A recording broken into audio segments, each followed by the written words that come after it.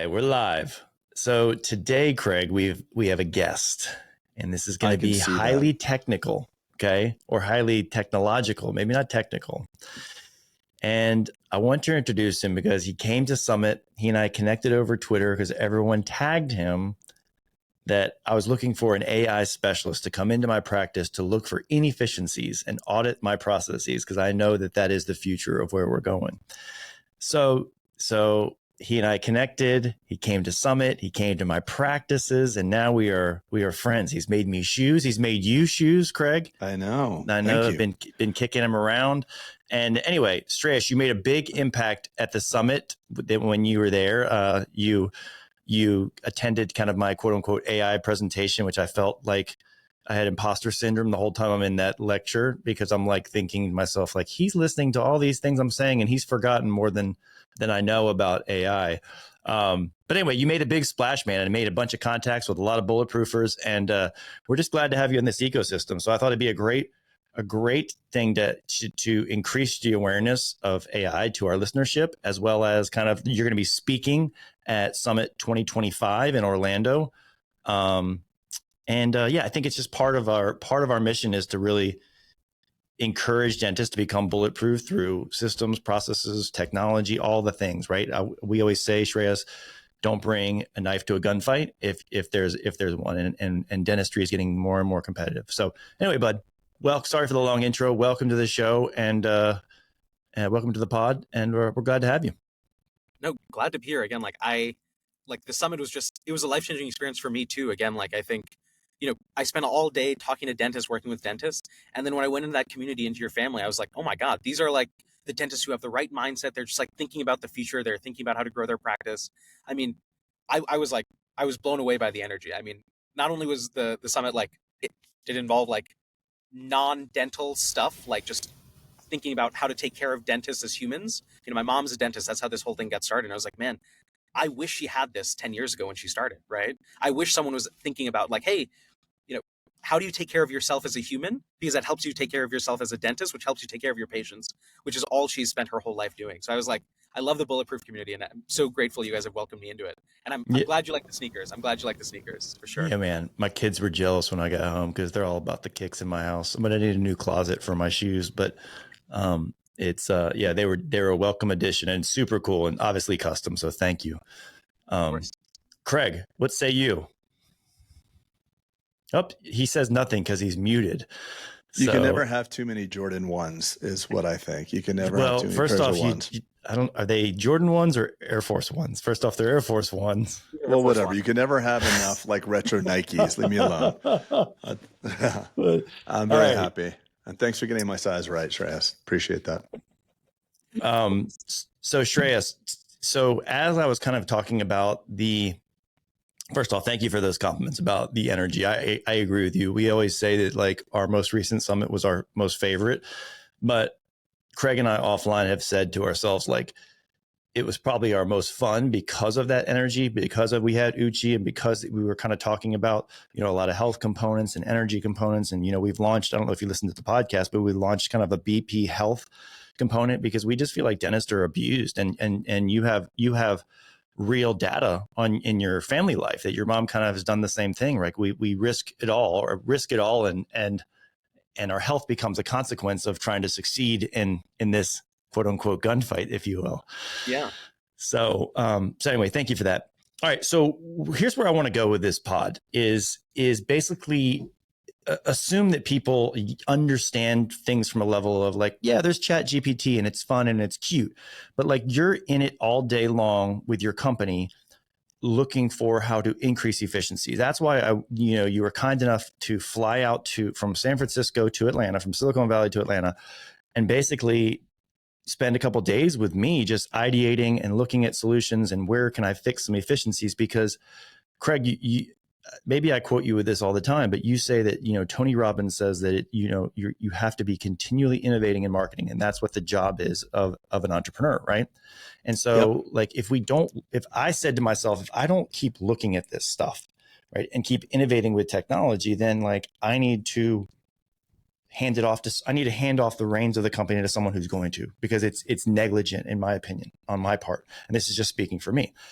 So, Shreyas, let's go with the understanding that everyone understands ChatGPT. Maybe they think it's cute and they've used it and it's a cool little thing, right? That helps this and that. There's another layer to that, which is called large language models, which I spoke about in my presentation. Maybe you could go into a little bit about that. But then also, like, where's the rubber going to meet the road for dentistry, right? What's the roadmap? Things that are maybe hyperbole, and like, oh, it's going to replace this and that. And what's like real life actionable things that you're seeing? Yeah, no, that makes sense. And yeah, I mean, like, I think sometimes it's useful for people to like kind of understand what, I call LLMs like prediction machines, right? They're basically trying to predict either the next token, which is a word, or it could be trying to predict the next pixel in an image, right? And they're really good at like predicting things. And the reason that they've gotten good at predicting things is because they've basically just seen a lot of information. They've seen a lot of data. They've read every book. They've scoured the internet. They've seen thousands and tens of millions of images, right? And they're basically predicting things. And when you think about like what I'm doing when I talk, I'm kind of like predicting my next word, right? Or let's say when I'm drawing, I'm kind of predicting my next move. And you end up seeing that as you get trained on a lot of stuff, you get really good at predicting the next thing. That's kind of what these language models do. When ChatGPT is like generating a response, they're basically like, hey, I have seen 1,000 sentences that look similar to the question you're asking. Let me try to like form an answer and predict what kind of answer would be an appropriate one here. And that's kind of like what ChatGPT is doing. It's like you're having a conversation because it's predicting the next word to say or predicting the next sentence to say. But one of the things LLMs are really good at is reasoning. When you start to have like multiple predictions like next to each other, you start to be able to like figure out like really interesting things. So I'll give a quick example if that's okay. Please. If I were to say like, I'm hungry, let's go get blank. You might be able to fill in that sentence. You might say, let's go get food, right? Let's say before I told you, hey, I love Burger King. And then I followed that. Let's say I went like, I love Burger King. I'm hungry. Let's go get blank. This time around, you might say something like burgers, right? You might say something related to Burger King. Even though you know nothing about like what I'm hungry for, you can kind of sense from what I'm talking about before what Prediction. The next word is. And now you might say, oh, well, like now I know Shreyas likes Burger King. Anytime that Shreyas is talking about food, he might be thinking about things related to Burger King, right? He might like French fries or whatever. And they have this like internal representation of this information. Like they've associated burgers, French fries, soda with Burger King. And now they can like tell you weird things about what you might do next. For example, if I was like, hey, unrelated, I'm going to have a barbecue and I have to go to Costco to get some blank. You could easily substitute hot dogs or burgers, right? But because they know something about me and they have data that says like, it's likely that he's going to want burgers, right? So you're giving a differentiation between just the agnostic GPT 4.0 kind of thing, right? Which has no specificity towards the human versus then creating a custom LLM, which stands for large language model. Is that right? Yeah. And basically what I'm getting to is like, when you give it more information about your specific thing, about your specific desired behavior, like let's say you wanted to just like predict the next, I don't know, token, right? Which is like guessing the next word. But let's say I wanted to predict like, hey, I have 10 appointments that are, where, I have 10 appointments and 3 out of the 10 people never come. Well, what are the similarities between those people who don't come? And what are the similarities between the people that do come? When I get that, if I were to get a new set of 10 people, I could kind of predict, oh, hey, like I noticed that this person, lives in this zip code, which is not my zip code. There's a less likelihood of them coming, right? I'm able to predict certain things about the future based on the context that I have on my data set. So Craig, yes, I'm going to pause there because I'm going to use Craig as an avatar, a non-technological avatar. Okay. Craig, given that stuff, where would you see the applications where the rubber could meet the road in your practice, right? Where would you see that maybe, okay, here's a problem that I didn't know could be potentially solved? Well, my brain naturally went to distinguishing quality of patient. So my brain went to understanding we have raving fans of our practice. And they show up for their appointments. They do lots of work. They refer people. They are fans. They're the core. And my brain instantly, when you're talking about this, took all the data from my PMS to say that these are your ambassadors, for better word, and then treat these people especially well, or do something kind for them. Excellent. And strip down my marketing budget and focus all dollars on these people. That's where my brain went. I love Sorry. that. That's great. Very intuitive, actually, Craig. No, that's awesome. And you know, like it is like exactly that. Your PMS has all of this data, like, and a lot of it is unstructured, right? Like, for example, I love the fact that when my mom sees patients, she like remembers a fun fact about them from the past 8 visits, even though the visit might have been 8 years ago. And right now she kind of like reads all of her notes, clinical notes from like the past 7 years. And she's doing that, 5 minutes before they walk in. Well, like, how nice would it be if you threw it at an LLM and you gave it context about this specific patient? So when they come in, you're like, oh, hey, like, I remember you noted, you had, pain in your lower left mouth last time. How is that going? Like, I remember we kind of addressed this. That's such a different patient experience than what, you already have the data. It's so tough for you to surface that. And again, in your case of marketing, that's also a great I never thought about it, Craig, in terms of marketing, So I just want to add, sorry, Pete, just to cut you one second. And the reason why that my brain went there is because this riddle of who are these core ambassadors, and I've called them that in our practice, I know that the ROI on each dollar spent marketing to them is unbelievably, exponentially higher than any other form of marketing. I know that if I could readily distinguish who these people are, every dollar spent could yield 20x. And I promise you, in every other medium of advertising, it's spray and pray at best. But Shreyas, you're not working specifically like on that, right? Or someone listening to it is going to start working on it immediately. Well, good. You want to delay this? And what we're working on is like specifically revenue cycle management. Like I think, for example, one of the things we do right now is when you get verification information from all these different insurance companies, it's super unstructured and unstandardized, right? You might notice your receptionist or front desk is like also calling the insurance company, trying to get additional information.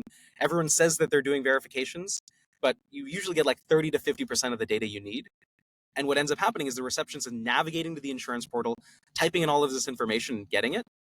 We can actually train an AI agent to do that, which is basically like you give it the login information and then it will learn how to navigate the insurance portal. And the way at that it's scale, doing that, meaning, at scale.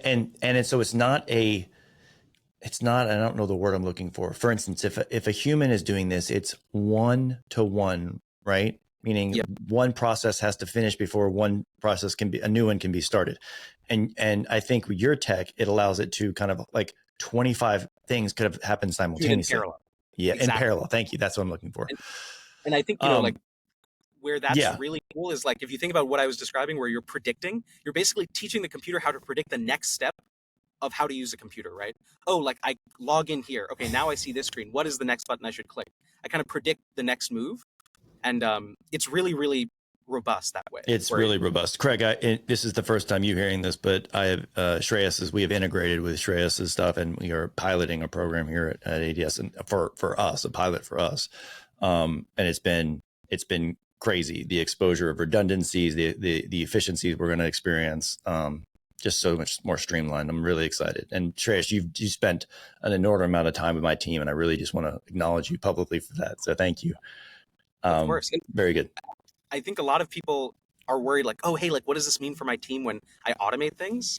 I know we're going to talk about that at some point, but no, I mean, like, the beauty of having an AI agent go and navigate the insurance portal is your team can spend more time talking to the patient. That's exactly it. So let's double click on this, because Craig and I are in throes of writing a new book, and it's called The Patient Experience. And as so many people, I think, Shreyas, they put their head in the sand to AI is like, oh, it's going to disrupt, or it could, team members could get fired or whatnot. And that's not the design of it. Imagine if you had abundant time in your procedures now, or abundant time to look at those, Craig, those disciples in your practice that you want to market to, like it frees up time to enhance the patient experience versus doing these rote, like get on the phone with this or write up my chart notes thing, right? Or whatever it may be. It does things that can be automated and allows the humans to do human stuff. Right. And that's the way I see it. Yeah. So, did I just go off? I feel like I kind of went off script there a little bit there, but is that the way you see it as well, Shreyas? Yeah, yeah, where I see this as an augmentation to your existing team. So they can focus on the things that like you can only do face to face, right? Like I think a lot of people have already started like outsourcing, like for example, revenue cycle management to these like billing agencies. But like, Mhm. most if you're already outsourcing it, like you can also be automating it, right? And do it in-house and automating it. I think that's really like I So think this that's is the where we had a guest on David Ensley. I don't know if you know him from Twitter. yeah, of course. Yeah, the DSO guy. He's actually speaking at our summit too. But we were talking. He gave us some cool things about what he does for his DSO, about looking at global outsourcing and some jobs like here. And I feel like and that is great. I think that's a next level entrepreneur when you look at when you have enough intel to look at your P&L and say, hey, Craig, we just discussed this on our mastermind call.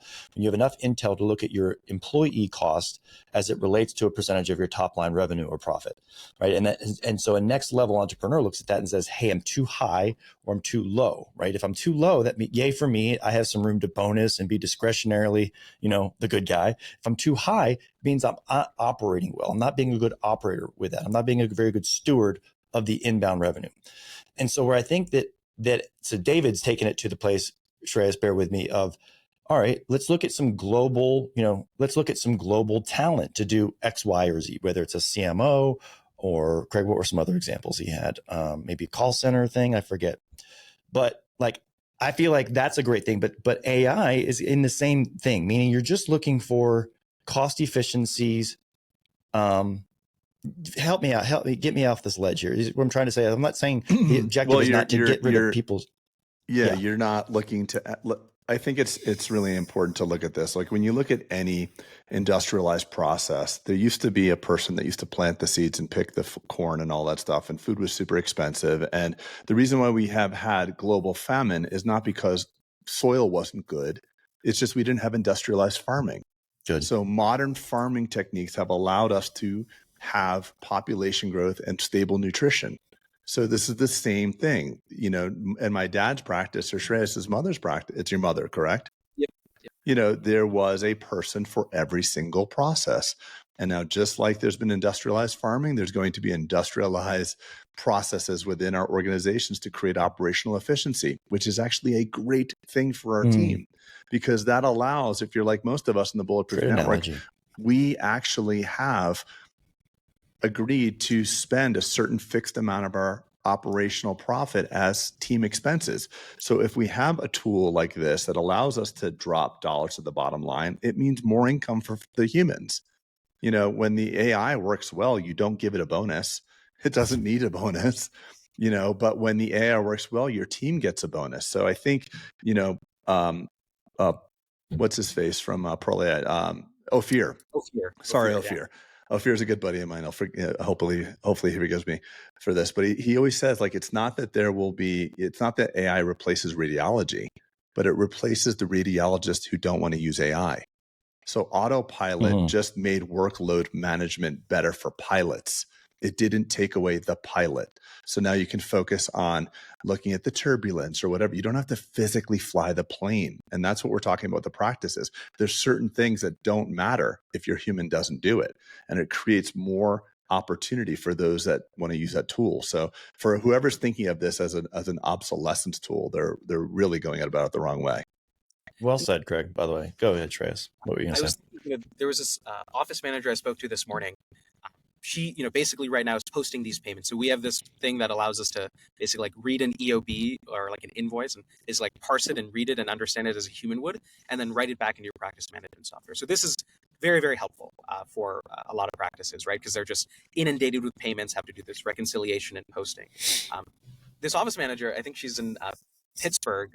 She wakes up at 4:30 a.m. because 4:30 to 6 a.m. is right before her kids wake up and before she has to go into the office, where she can get focused time to just basically do this data entry work, right? Which is posting these payments. And I think about that experience and I'm like, that is not what she wants to do. That is not what the dentist wants for his team member. But unfortunately, that is the only uninterrupted time she gets in her whole day. Because as soon as she's patient facing, she's a great office manager. She wants to be up and active. She wants to be engaging with the patients, engaging with the staff, really making sure that in-office experience is running well. And so the only time she's getting to do this like payment posting is at 4:30 a.m. That is like not how it should be for anyone, right?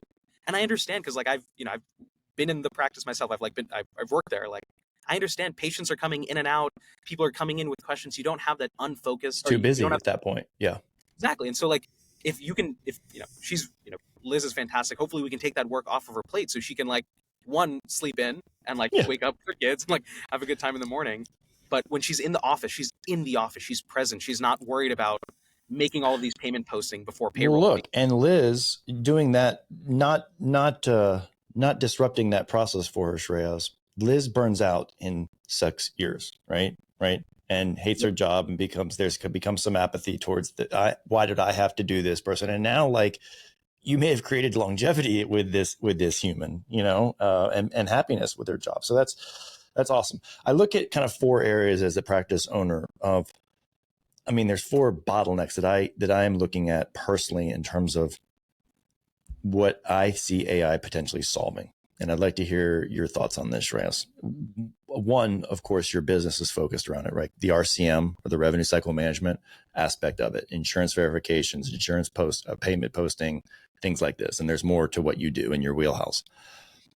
And I want to come and touch on that. But another bottleneck I see, Craig, and I'd like to hear your thoughts on this in your ecosystem, is I feel like chart notes are something that stresses the clinical team out to no degree, right? Because you can never be, if we write a chart note up and it's in a SOAP format, right? You know what SOAP format is, Shreyas. So, And no matter how thorough you are, if you have another dentist or another hygienist come look at that, they're gonna be like, oh, you didn't include this, and you didn't have that, it's incomplete. And if you didn't document it, it didn't happen. Like you hear this all throughout dentistry. And so we have this where we have people who write these books and novels, which take 30 minutes each patient kind of thing. And we have some people who are like MOD number 12, right? And that was it. That was the entire chart note. So it's a problem of being way too anemic, and B, a problem of being a bottleneck, because now Sally, the hygienist, is overwhelmed because patient number 2 is coming in and I haven't finished my notes. So I save all this stuff to the end of the day. And now I've lost some pertinent information to the thing. So I'm hoping that you tell me that there are fixes on the horizon. I know the CareStack is kind of working on some of this to kind of monitor the appointment and then create automated AI chart notes. But like, is there something in the works that can alleviate that? So again, we can go back to focusing on the patient and not worried about, oh my gosh, am I going to have time for chart notes? Yeah. So that is definitely happening right now in medical. We actually, one of our investors invested in a company that does this for medical, where again, they basically like speech to text for clinical notes, and then it formats it in the SOAP format at the end. So again, like dentists can basically talk out, hygienists can talk. Oops, sorry. Yeah, Craig. No, I'm already doing this. So I use ChatGPT 4.0, and I say I guess it knows I'm a dentist because I have memory turned on. So I was like, please help me write the note. This patient walked in and she had pain on her lower right. I tapped on tooth number 30. It was positive percussion. I told her she needs a root canal. There's a little bit of bone loss, not much. I'm speaking like this. That's a great basic level to do it, Craig. I think where Shreyas is going to go. Note. You should see the note, though. But imagine not having to prompt it. Imagine having it just to like being listening in the background and then having it output to the same structure that you would prefer in your practice. Sure. Yeah. You'd only have to have a microphone. Like, right. But hey, Ms. Jones, this is the way I like to do it. Right. You would say, this is the way I like to structure it. I like to actually put my objective before my subjective, whatever it is, right? It comes out every time in a perfect format.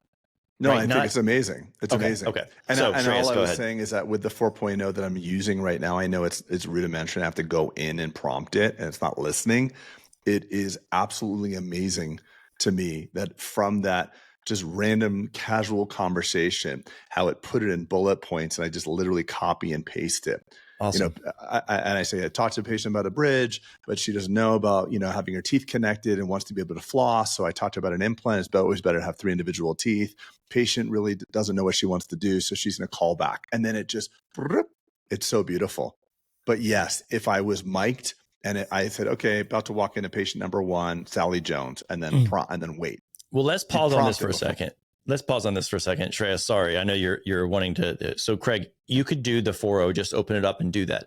The second thing you could do is actually, if you're a paying member for OpenAI, is just go in and create your custom GPT and just say, hey, I'm going to give you some stuff. And here's the format. Here's the structure I'd like to have it in, right? So it's not, you're not having to go to the level of like what Shreyas is about to talk about, where there's microphones and stuff. You're like, hey, every time I say this, I want you to structure it this way, right? And that's just a quick little custom GPT. I mean, I could have one set up in what, 5 minutes, Shreyas? Like, right? Yeah. And it'd be, and Craig, then it would output every time the same way for you. So that's level 1 was you. Level 2 was what I just said. Level 3 would be Shreyas, what you're with the investor. So go ahead and speak on that.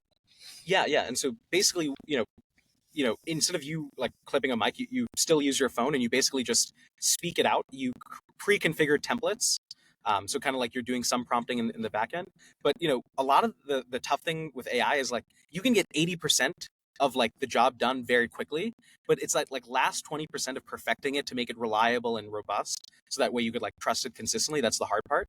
But yeah, like, I mean, I would even posit like, imagine not only this, like, I've seen a couple of associates, like they're getting used to writing clinical notes the way that your practice does. Imagine the LLM asked you a follow-up question. They said, hey, what did they think about this? Or, oh, hey, like, wow, I noticed that's next you might level. have gotten this. That's even like crazier. And then I'll take it even one level further is like, You mean to make sure that it's comprehensive, Shreyas? it's comprehensive. So that way, if the insurance company were to ask a follow-up, or if there were, a follow-up, maybe a specialist who would be looking over this, you would basically remind the dentist, hygienist, like, hey, like, make sure you don't forget this. You know what I mean? Because I've noticed over time, like, you just kind of forget to mention about the specific condition of their mouth after seeing it, right? Like all of these like specificities, you can ask follow-up questions, and I think that's like That's amazing.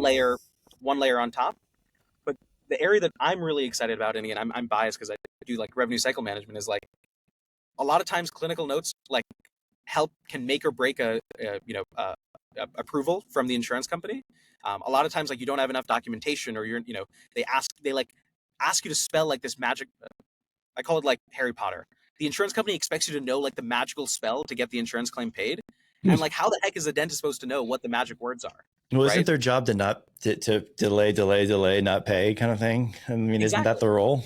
That's the how role. you get profits. It's a war of attrition with every insurance company. Like whoever's gotten in a fender bender, they will make you fight for everything. The only reason why dental insurance actually works is because we are a proxy for the insurance company.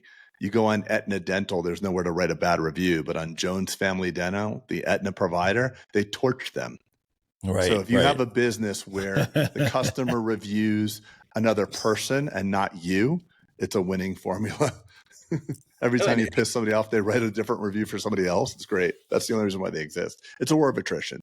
Who will stay on the phone long enough for the predetermination? Who will fight? Who will this and that? But usually back to the bandwidth of, back to your example with the lady waking up at 4 a.m, we have limited bandwidth of available time to do that. I'll get on the phone with them later. I can't handle this right now, is what I've heard before my office, right? Which means I will never get back on the phone with them because I don't have time, because the next series of events is going to come in my door today, right? And so the war of attrition is usually not won by the solo provider. And I my favorite episode you guys did was the don't bring a knife to a gunfight, right? Because you kind of describe like, if you're a solo practitioner, even if you're a group, like you are fighting against Goliath here, right? Yes. And there's this crazy stat, at least in medical, I think it was like, let's say they were to deny 500 claims, Cigna noticed, hey, only 2% actually appeal. And so we might as well just like be denying a bunch of random stuff, because what's the likelihood that they end up appealing it, right? This is the dirty business. That is the inherent business model they have. Let's just hope that people get pissed off. That's what Geico does with their insurance. Like you have a $500 deductible or $1,000 deductible, and the benefit is $1,800. Screw it. They're probably just going to quit. And that's where again the automation is really nice, is because again, like how many times can I be on hold with the insurance company? Yeah, you'll wear out. Yeah, you'll wear out. How many times can your AI fight it though? Unlimited, right. Any day, any time of the day. I mean, that is like, one of the things we eventually it's like saying, imagine if you had to play a person in chess 24 hours a day for 15 days straight. AI is always going to win. You're going to wear somebody out. Like, wow, this guy's great. I can't believe I'm playing digital chess with this amazing person. It's been 36 hours. I need to go pee and eat. And this thing's just kicking your ass. So it's the same thing. All right, Shreyas, can I go to example number 2? Yes. a bottleneck, just so I want to hear where the technology is. I love the notes one, by the way. Love that, Peter. Love that. I know. I think that's just a huge bottleneck of our time. So phones are another example I want to talk about, and then I'm going to bring up something that you said that was just brilliant at Summit. So phones are, I think, one of the things that we, at different times in the week, we have different call volumes, right? Like Monday morning, pretty high. Wednesday afternoon, pretty high. All the other times, maybe anemic. So the worst thing we want to hear as a practice owner is patients eager to get started, and they call and no one answers, and it goes to voicemail and no one ever calls them back, kind of thing. Like, that's a gut punch from a whole lot of operational things, from a marketing perspective. It literally makes us vomit when we hear this as dental owners, as well as maybe the correct script not being followed, or a patient not converting. I always tell people, if a patient calls your office asking to be a new patient, they've already chosen to use you. It's just going to be your response. The only thing that can happen is your team could potentially talk them out of it by whatever they've said, right? So the script might go rogue a little bit, or we may not have created a script. And Craig's not a fan of scripts, but I like structure, because we're all the time just trying to get into that place of saying, yeah, great, see you on Wednesday, see you butt in the chair, kind of thing. So there's two things that I'm hoping that AI can address. Phones answering and being human like. I know that's probably down the way. And then what was the other thing? Just being able to convert. And then lastly, I want to say that one thing that you brought up is, you're like, look, the tech may not be there for an inbound call, meaning an AI to answer the call and saying, hey, welcome to Jones Family Dental, and it be indistinguishable from a human. The tech might not be there yet, right? We're probably 6 months out from that, I would say. Maybe you can give intel. But you say, yeah, a patient may care if they get, quote, an AI agent. You said, but you know who will not care? And I was like, who? You're like, the insurance company. So what if I could have your AI human at scale call insurance companies, right? Yeah. So go ahead, Shreyas. And I was like, holy shit, you're right. Yeah, there's so many different phases of it, but yeah, like outbound calls, much easier. Because I think the challenge that I think I've heard a lot of dentists have is like, hey, I don't want my patient to think that I'm just like not, that they're going to deal with a robot, right? Uh-huh. But on the outbound call, insurance companies don't care, right? They've already outsourced that function to somewhere else. And again, it's like pretty believable. In fact, we were joking, like, actually for your practice, Dr. Boulden, like for the 2-factor authentication code, we have an automatic phone call that can go out to your office. And I was just looking for it. I can play it out loud. It kind of sounds like me. It sounds pretty good. But it's basically like, hey, we just sent a 2FA code. Can you like read out the code to us? Just because like on insurance verifications, we have to log into the portal all the time. But yeah, like your team doesn't mind that. It's not that bad. Like, no, you just want to get the job. I don't care what insurance companies think about my calls. Exactly. Hey, I mean, listen, I'm thanking ChatGPT now when I talk to it. I've You developed are? my kids tease me. They say, someone's like, anybody asks me any question, I'm like, hold on, like, oh, here goes dad talking to his boyfriend, ChatGPT. Like, I'm like, listen, it's it is proven, Craig. New data came out. If you thank it, you get better outputs. There's new data. Well, yeah, I mean, it's helping me. It is becoming. If you're not an asshole, you get better results. So so it's becoming literally like an extension of my brain. So it's like, I was out in downtown Aspen last night, and I'm sitting on Hyman Avenue or whatever road up street I'm on. It's a pedestrian area, and I'm looking at the water running through, and my son's like, where do you think this water comes from? It's water that runs in the the sidewalk. And I'm like, ChatGPT, and it's my hot button on my phone. So I'm just like, when did the water feature in Hyman Avenue? Like, well, in 1984, it comes from a natural spring and blah, blah, blah. I don't wonder about anything anymore. The minute there's a point of wonder, it's instant. Like my son, when he worked for my office for 2 weeks right before I left for Colorado, he said to ChatGPT, prompted it like, hey, I worked from 8:42 to 11:15, and then I took a break from 11:13 to 1, and then I got back to work, and I make $12 an hour, and it's a and it gave him and he put it together in a sheet and gave it to Erica for his paycheck. It looked like he had spent hours on it.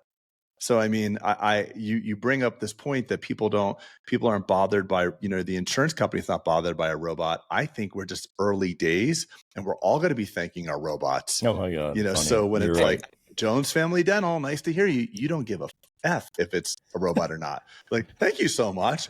Wow, the receptionist was Is great. this an actual human? AI. I'd like to talk to the AI, please. Yeah, exactly.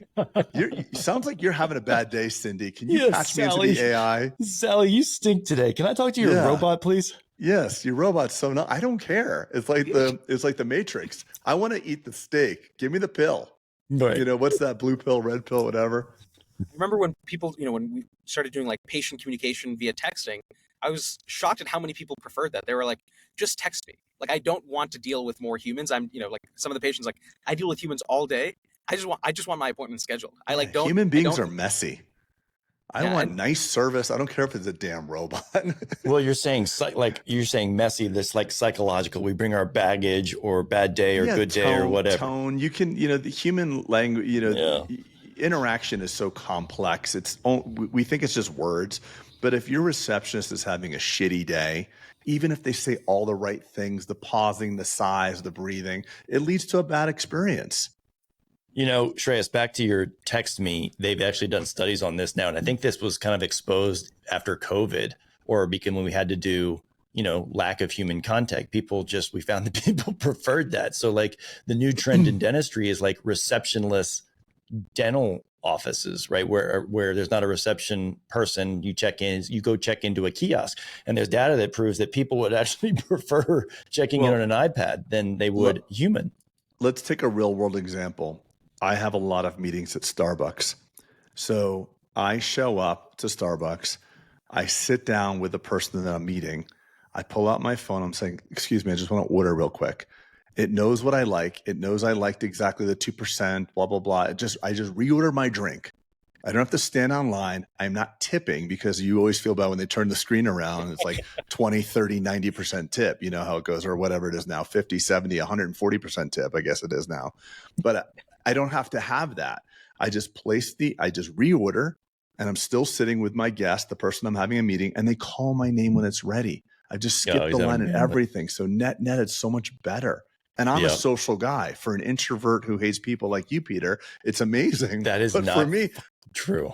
I'm kidding. I had to just jab you. It's been a while, but listen, I would actually enjoy like kind of BSing with the Starbucks cashier person, but for even a person like me, it's just so much more efficient. So I think, right now we're talking about one level of not minding when our insurance companies talk to our AI. I fully agree that we're going to expect and enjoy talking to AI receptionists within 36 months. Yeah, I don't think you're wrong. And I think it is one of those things where the technology is just getting better, and like just at scales, like we're just not capable, like we're not, as humans, are not good at thinking of like exponential growth. Yeah, right? We're good at linear growth. We can think, yes.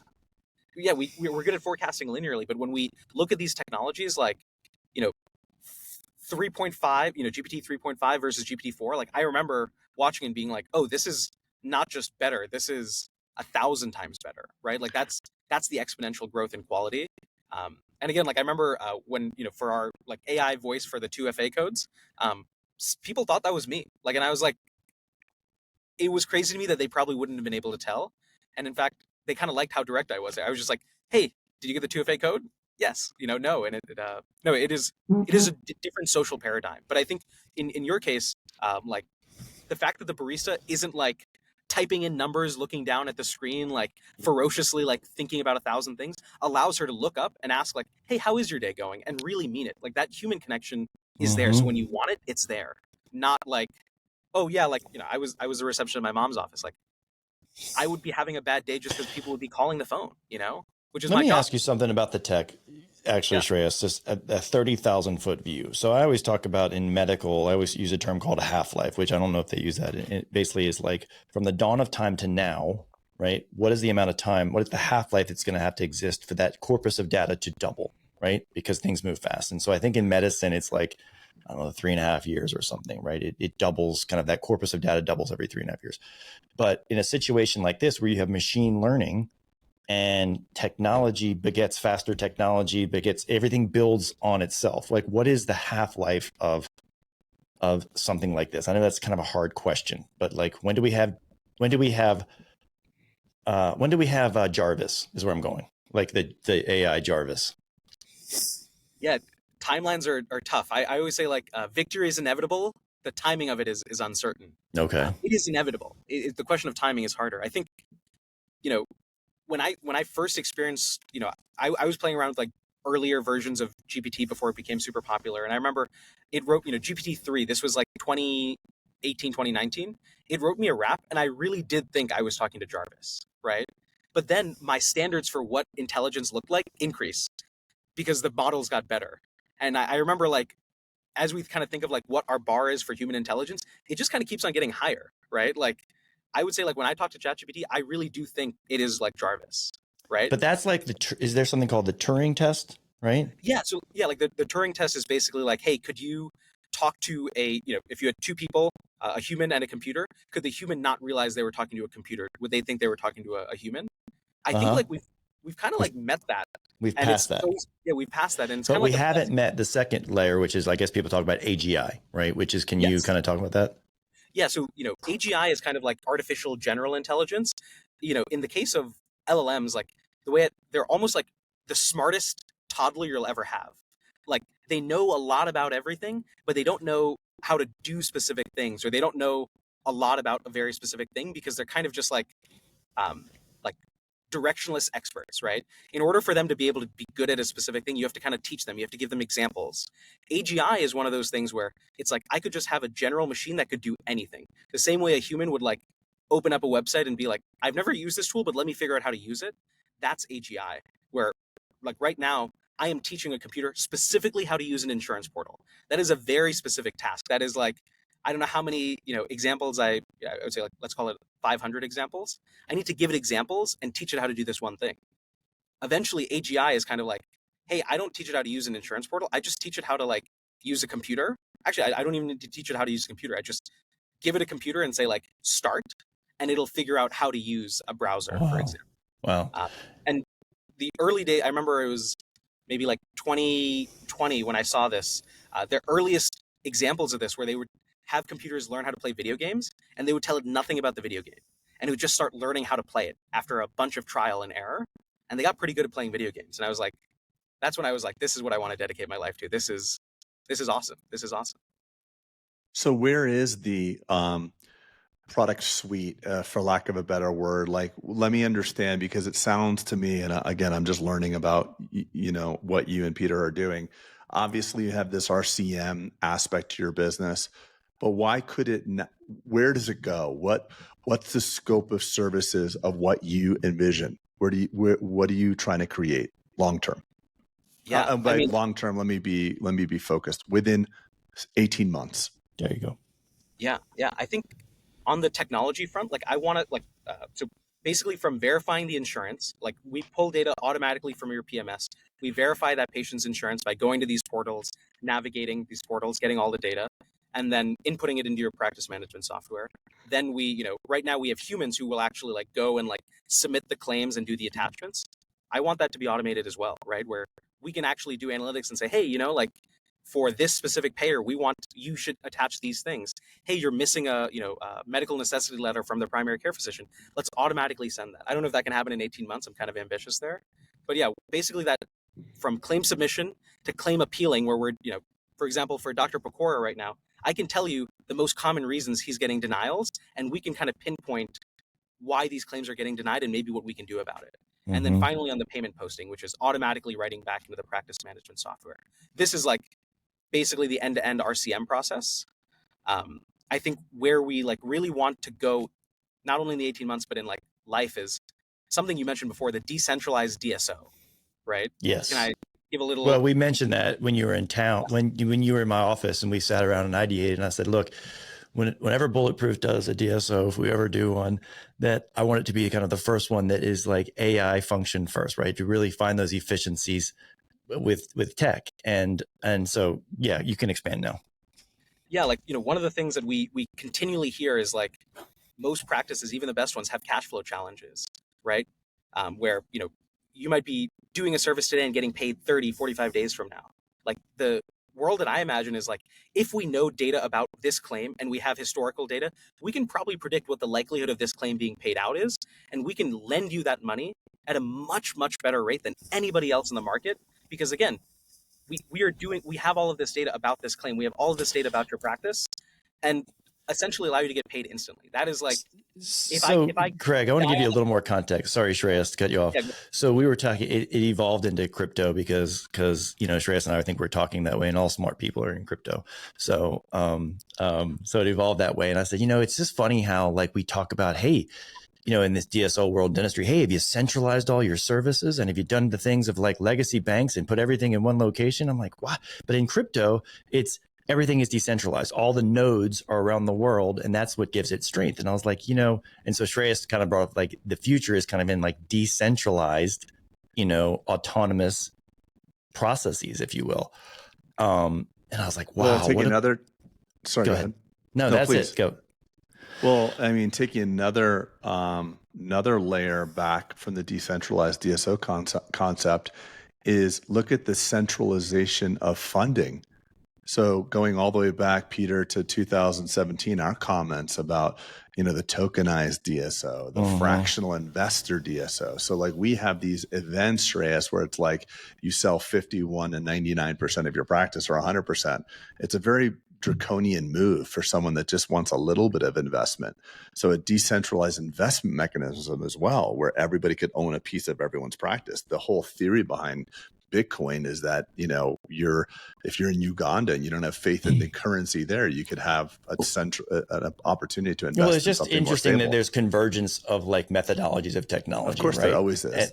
And it was just like, wow, the thing that Shreyas was talking about from an RCM and a decentralized kind of DSO or group of dental practices was like the same as like the where that money is going, right? Kind of or digital money. And I was like, wow, what a parallel. And so I was like, that's a good tell, right? That's a good tell. I like the decentralized all versus narratives centralized. converge. All narratives converge. I mean, all business systems. What happens in aviation makes its way to dentistry, and vice versa. That's where, like, I'm an outsider to dental compared to most. I'm not a dentist, right? Much to my mom and dad's disappointment, I'm not a dentist, right? But when you kind of like come in with that technology perspective and you look at it, it's kind of inevitable that you have these big DSOs, which some people have great experiences, some people have not so great experiences, whatever, who say, hey, I'm going to do all of this back office services for you so you don't have to think about it. Actually, if we can automate some of these back office tasks, you can continue to own your practice. Like my mom never wants to sell to a DSO, and that's like a personal choice for her and her practice. But there's no like alternative. There's no like third or fourth door here where it's like, hey, I would love if you could take like RCM off my plate. Hey, I would also love the marketing, maybe the calls, maybe the phone calls, take that off. Well, it's the whole narrative for selling to a DSO in the first place. Do you want to focus on clinical dentistry? Are you not enjoying the operations? Do you want to focus on why you got into being a dentist? Yes, I fully agree. And if they could just do reviews as well, like personnel reviews. We hiring, firing. Yeah. But, sorry, Shreyas. The like vision over the next like months, years is like, if we're all sharing this like knowledge, for example, like when I'm doing verifications in Georgia for your practice, I'm verifying that plan, and like now I've verified that policy. Anybody who has that policy in Georgia, right, or in that specific policy. Yeah, so 1 + 1 is 4 in your world, because you're cross pollinating your data and saying like, hey, what we learned here may be good for Dwight's practice, may be good for Craig's practice because of X, Y, and Z. And so you're getting not linearly smarter, you're getting logarithmically smarter, right? Speaking of Craig's practice, when can we implement in my practice? I knew that was coming. I knew that was coming before we stopped record, by the way. Yeah, because it's like, look at what we've done. I mean, we've increased operational efficiency. It's incredible. I'm sitting here like, what the hell is going on here? What about me? We can talk about that. I mean, I think we're full, Craig. Sorry. No, our focus right now is just like making the product better. I mean, I've noticed a lot of the companies like scale too quickly because they're like, we like really want to nail these automations down as much as possible. Okay, so I think Dwight would be amenable to being dropped, right? Is that what I heard? The minute this podcast drops, by the way, Dwight is on me for that. So Shreyas, we need to drop Dwight, and we're going to go to pilot mid-me. Okay, pilot Spodak. All right. I'm kidding, Dwight. Love you, bud. He's going to call me. So Shreyas, I didn't prepare you that this pod was going to be very unstructured. We were going to go all over the place because you want to hear a funny story about. I knew the story was going to come up, Peter. So I knew it. Let me tell it at least. If I'm going to insult anybody, I'm going to insult myself. So we just dropped her. This is this morning. So the first Bulletproof Health podcast, BPH Health, dropped. And my wife she's a health nut. So she was actually interested. This is the first podcast she listened start to finish of 350 some odd, 360 episodes. So we finally hit something that she wanted to listen to. So she listened to it on a hike and reposted it. I'm like, what'd you think? She's like, it's really good you have Peter. I'm like, why? She's like, you and Uchi were all over the fucking place. And like, Peter, like, actually, I'm like, oh my goodness. I'm like, I can't believe you're saying that. And I told Peter this morning, Peter's like, dude, if I would have married your wife, I'd be president of the United States by now. She's such a powerhouse. She's such a powerhouse. It's unbelievable. She was like, that's a good thing it's a good thing you guys have him. And Craig, it pained him to call and tell me this. I had to tell you. She's like, listen, you're entertaining, but Peter actually brought like, hey, here's step 1, step 2.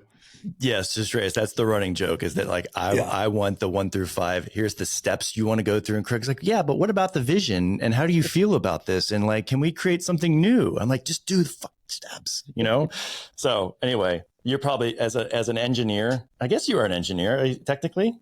Yeah. I studied biomedical computation, which is like computer science and biology. It was, wow. I basically half-assed 2 subjects rather than full-assing 1, is what I jokingly say. But they were definitely very useful subjects. Little did I know I would end up doing this work, but and that was at Stanford, right? So just not a very mid-level school, pretty terrible. Yeah, small little liberal arts college in Palo Alto. Oh, I thought that was Stanford, Alabama, and about Alabama. Yeah, Stanford Tech, AC repair. If it's any like my co-founder Anton, who is by far the smarter one of, he is. I'm just like kind of a pretty face that happens to talk about dental. He's the brains behind the operation. He went to Berkeley for 3 weeks before he dropped out. So, and he's definitely the brains. Why? Because he was like, this is too easy. It's too basic. So he was building a company, and they ended up doing pretty well. And so he was just like, well, like, what's the plan here? Like, I'm going to go to college for 4 years and then like just get a job as an engineer, or I could just like keep on building the company. And he chose to keep on building the company. I think they crossed like 7 figures in sales, and then they got acquired. I think they got acquired like when he was like 20 or so. So that's the analogs, like Craig, this would be a sports analogy, like Kobe just being like, what do I need college for? I'll just go straight to the pros. Like, I'll just get drafted right out of high school. I mean, not to go tangential, but college is definitely becoming a lot less valuable every year. Yeah. Unfortunately. For sure. Yeah, I mean, it's fun for fun. I guess it's good for fun and connections. But I mean, unless you want to be an architect, a dentist, or something like that, it's hard to really start to defend the value of a liberal arts degree, no offense, or like a degree in English literature. So you're bullish on trade schools, Craig? Is that what I'm hearing? Oh, yeah. Very bullish on trade schools for sure. And it's so funny because the elite class always puts them down, like the AC repair guys or whatever. I have to come back to Stanford Tech, but Stanford Tech, rather. Stanford Tech. No, I made that joke. He's like, I went to a small, I'm like, was that Stanford Tech? And I'm sure there's a Stanford Technical School, and that would be great to say that you went to Stanford. So shout out to Stanford Tech, wherever you are. There's not. Craig's Googling it as we speak. I know it. I am. Well, Shreyas, I hope the ride was fun with the Pete and Craig roller coaster and the tangents we almost fall off on. Anything kind of you want to say? I know you're going to speak at Summit. I'm hoping to get you to talk to even lean into our mastermind. We got a new mastermind class coming up throughout the year. It's actually, Craig, I think we have some availability there even still. Craig and I don't promote things very well, but I think we have some availability there. I'd like to have you talk to them. So you got the Summit, we got the mastermind. And then is there anything kind of that you're obviously bullish in dentistry. You're very optimistic about the future of dentistry, especially for the solo provider. But is there anything like we missed on here that you're like, God dang it, I wish we could have talked about this? I think it's, you know, AI allows us to do a lot of amazing stuff and automate a lot of these, like the tasks that you already feel comfortable outsourcing or you don't want to deal with, or most people on your team. If your team is like, ugh, I have to go do this, and that is something that's automatable, that is like part of the job is taking that off their plate and allowing them to like really go into work excited. And what Wait, you mean part of your job is to take it off of their plate? Yes. Yeah. I Part of see. our job is to take it off their plate. And one of the things I've noticed is like, it just, Well, it, not you. I wasn't meaning you specifically. right, I mean, as like, if you're a business owner listening to this, sorry to yes. interrupt. I want to give clarity that like, if someone dreads a task on in their job, it could be incumbent upon you to figure out a way to make them not dread it, or else they may leave and fire, like retention and all these things happen. We have a problem with that in dentistry, as you know. So sorry, I didn't mean to interrupt. That's exactly right. Because, for 4 months, I was like in the depths of running a dental practice, not what I expected to do. I always feel like I was the most overqualified dental receptionist for 4 months. I was the office manager. I was doing everything, right? And you see the dread it has on the team and how it affects the patient experience. And it's like, I've spent the past 10 years watching my mom come home so tired from this gunfight, feeling like she just didn't have a chance to win. And like, the best part of my day is like, I feel like I actually get a chance to help. Do you feel like you have a chip on your shoulder? Of course he does. Huge one. I love a chip. I want to do a podcast just on chips because Craig wouldn't be sitting here without a chip. I sure as shit would not be sitting here without a chip. Like chips are just a superpower. And I always tell people like, go get a chip. And so like you have some pain because you saw your mom go through the pain. You're like, it shouldn't be like this. I'm going to show the industry kind of thing. I'm going to show the powers that be. Yeah, I hope you guys know a good chiropractor. I went to one and he said he can't get that chip off my shoulder. It's there forever for sure. Yeah, you don't want to pry it off. Leave that chip like a barnacle. Awesome. Craig, anything else? Did you learn a little bit, Craig? Oh, for sure. Yeah, no, I loved it. I really love it. I think it's an exciting time to be in dentistry, and these tools are going to not only be tools of the big boys, but every single practice it levels the playing field. Yeah, I love this because technology, I can't get a 50-person call center. For instance, Shreyas, we had a conversation with a gigantic DSO, and they had a remediation team. It was 20 people that would listen to phone calls only to follow back up with the people who didn't call. And so you're listening to this as a solo provider. Yeah, 20-person team that only listened to the phone calls that didn't end in an appointment being booked. So me as a solo provider, I'm thinking like, shit, talk about a gun, right? Like that's a gunfight. Like I don't have the either the financial means or the ability to do that. So like that's an unfair advantage, quote unquote. Maybe not unfair is not the right word, but I love where I can see like just, hey, onboard our project, our product, and like let's level the playing field so that you get to go focus on dentistry as opposed to feeling like you get your ass kicked by unfair advantages, if you will. And the rising tide is going to lift all the boats, right? That's what I love about this. Like, eventually if we're doing things like appeals and we're helping figure out like, hey, actually across the whole country, Cigna continues to like have this weird, trick. If you say, we manually reviewed these files, it increases the likelihood that their AI catches it and approves the claim. We want to know that. We want to share that knowledge. Like you only get that when everyone's kind of getting to be on the same team, which that's my hope, is that we create a product that allows, even if you're a small individual dentist, to feel like, hey, I'm part of this larger network and sharing the benefits of all. Yeah, you're like open sourcing the way to it. That's amazing. I love it. Yeah. Anytime we can see, honestly, the genesis of this pod, as I told you before, was really just to help dentists. Craig and I helped each other, and then we're like, dude, how can we kind of impact at scale? And so anytime I hear like where the good guy can win, not that there's a good guy and bad guy, but we are all grinding. We're all like your mom. The average guy, I think it is the average guy or girl. But we are all like we are all like your mother at some point in our career, right? And it's overwhelming. And so but I'm really blessed that you came into my life and Craig's life now. I'm really blessed that you're speaking at Summit, and I'm so glad that our paths crossed. And I'm just a huge fan. I want you to really succeed. I want you to win big time, because that means dentistry wins big time, in my opinion. I really appreciate it. And thank you guys so much for welcoming into the community and into the family. Really appreciate it. You're buddy. All right, everyone. That's the pod. We'll see you next time. Thanks, guys.